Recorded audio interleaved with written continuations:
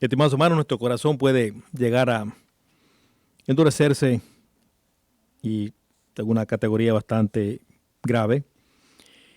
Y muchos de nosotros pues podemos en realidad no reconocer el poder de Dios. Por eso en cierta forma me gustaría en este día llamar su atención a un trozo paralelo al que hemos escuchado, ¿no? Note que estas historias, muchas de ellas aparecen en Mateo, Marcos y Lucas. Pues me gustaría llamar su atención al trozo que aparece, es la misma historia, pero aparece en Mateo capítulo 12, versículos del 23 en adelante. Es prácticamente la misma historia. Prácticamente Jesús cura a esta persona, a este mudo, es un espíritu que le impide el habla, y Cristo lo sana, y la persona puede hablar. Y entonces dice San Mateo que los líderes son los que se oponen. La gente está mirada, pero los líderes dicen, lo ha sacado con el poder de, en Mateo dice Belzebul, que es el príncipe de los diablos, ¿ok? Y Cristo hace la siguiente observación en San Mateo, ¿ok? No aparece esto en San Lucas. Note que cada evangelista está narrando ciertas cosas que desean revelar, que son necesarias para la salvación. Y pues San Mateo también narra algo que es muy importante, que nosotros tenemos que tener muy claro, muy en mente. San Mateo, note que aquí en el capítulo 12, versículos del 23 en adelante, habla del pecado que no tiene perdón ni en esta vida ni en la venidera. ¿Ok? El pecado de estas personas es muy grave. Igual es el pecado de ellos. El pecado contra el Espíritu Santo. Cristo ha realizado algo maravilloso, un milagro, y ellos dicen, no es el poder de Dios. Es decir, no es el Espíritu de Dios el que está obrando. Es el Espíritu, dicen ellos, de Satanás. Y por ese motivo le llaman, ¿a quién le llama Satanás? Al Espíritu Santo. Y Cristo le dice, es mejor que blasfemen contra el Hijo del Hombre, que es Él, pero no contra el Espíritu Santo, porque no tiene perdón. ¿Ok? Y este perdón, en este caso, pues es el rechazo total de Dios. Es decir, no dar crédito a la obra que Dios ha realizado. Una vez yo recuerdo que me encontré con una persona no católica, alguien que era de la fe protestante, y pues por algún motivo yo le comentaba acerca de un milagro eucarístico y me dijo, el diablo también hace milagros. Yo le dije, un momento, no digas nada más, no te voy a escuchar, ¿ok? Porque sabía el pecado y la gravedad del pecado que él estaba cometiendo, ¿ok? Él posiblemente no estaba consciente, sin embargo, pues había que corregirlo y darle a entender, tu pecado es muy grave, ¿ok? Porque la Eucaristía se convierte por la invocación del Espíritu Santo en el cuerpo, sangre, alma y divinidad del Señor Jesús. Y si alguien no le da crédito, pues es un problema muy grave, ¿no?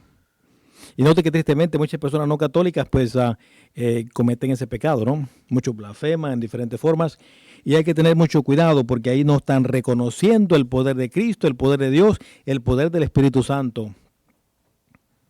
A nosotros se nos pide por ese motivo que reconozcamos, pero en toda nuestra vida, cómo Dios está actuando en nosotros. Dar crédito siempre al poder de Dios.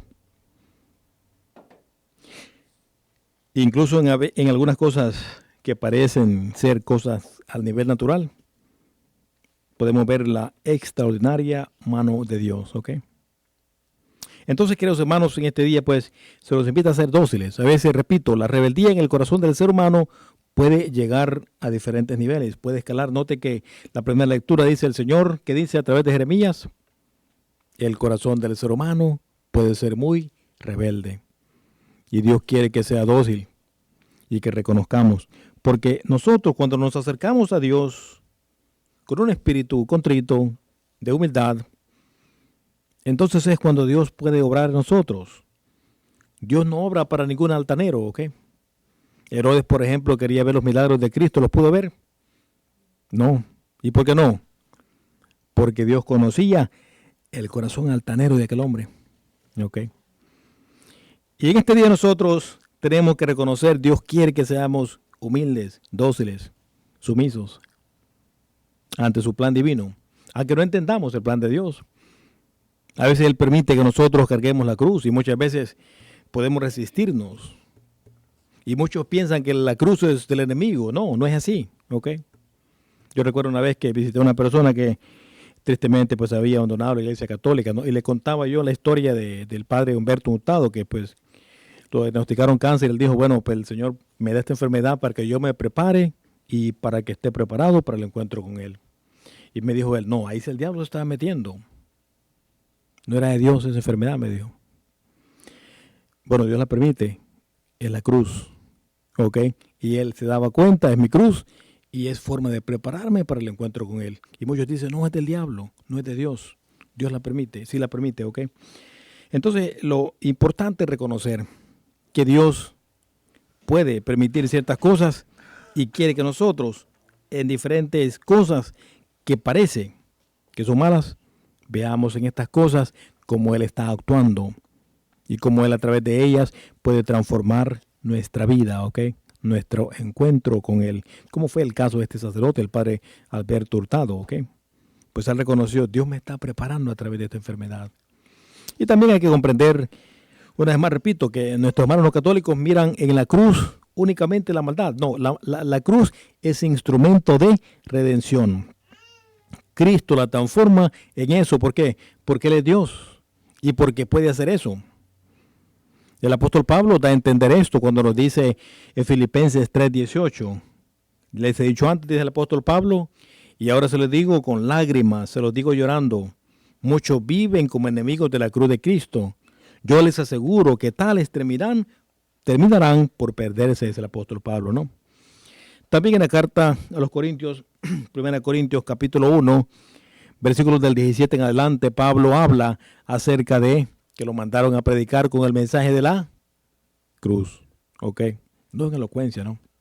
A veces muchos hablan y hablan bonito y hablan acerca de la cruz, que no es de Dios, que es del diablo, pero eso no es el evangelio. ¿Ok? Dice 1 Corintios capítulo 1, versículos del 23 al 24, que muchos no entienden la cruz, pero es poder de Dios y sabiduría de Dios. ¿Ok?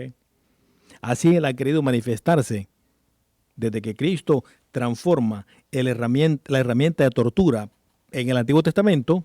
Así le llaman los testigos de Jehová, ¿okay? En vez de llamarle cruz, le llaman herramienta de tortura, que ya no lo es.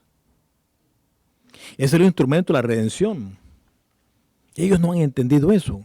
Ese instrumento de redención que Dios ha transformado.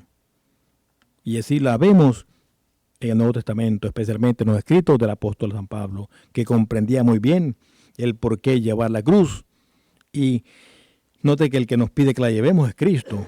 Mateo 16:24, el que quiera ser mi discípulo, niéguese a sí mismo, cargue con la cruz. San Lucas dice, cárguela cada día y sígame, ¿ok? Entonces sigamos al Señor Jesús, aunque no comprendamos por qué camino nos lleva, pero siempre y cuando seamos dóciles a Él y le pidamos gracia y sabiduría, Él nos llevará por las sendas de su camino, sus enseñanzas, seguros hasta la vida eterna. Amén.